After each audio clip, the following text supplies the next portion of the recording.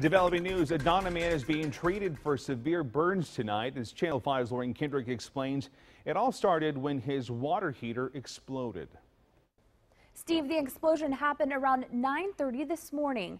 The brother-in-law of the man severely injured tells us what happened. Martin D. Young explains the moment his sister called to tell him what happened early this morning. The house exploded.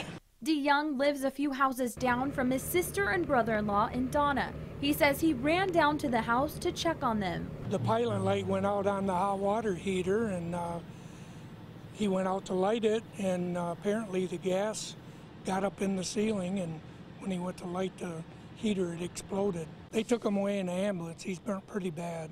He says his sister and brother-in-law spend half of the year in Michigan and the other half of the year here in the Valley. They just arrived in the RGV on Wednesday. D. Young says they had everything checked out. You don't light it if you smell gas, and apparently he didn't smell gas because it went up. So it can fool you. Donna Fire Chief David Simmons tells us the gas might have leaked all night long. He says they respond to all types of calls.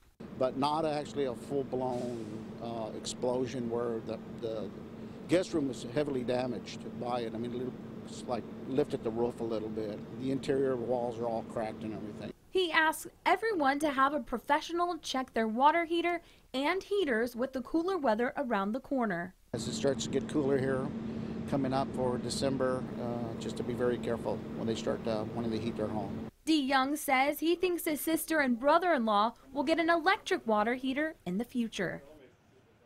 D. Young tells us his brother-in-law was flown to San Antonio to be treated for his burns on his arm, hands, and face. Reporting in the studio, Lauren Kendrick, Channel 5 News This Weekend.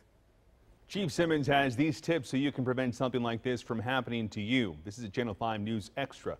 Do not keep propane tanks inside your house. Keep them outside. Simmons encourages everyone to have a working smoke detector as well as a carbon monoxide detector.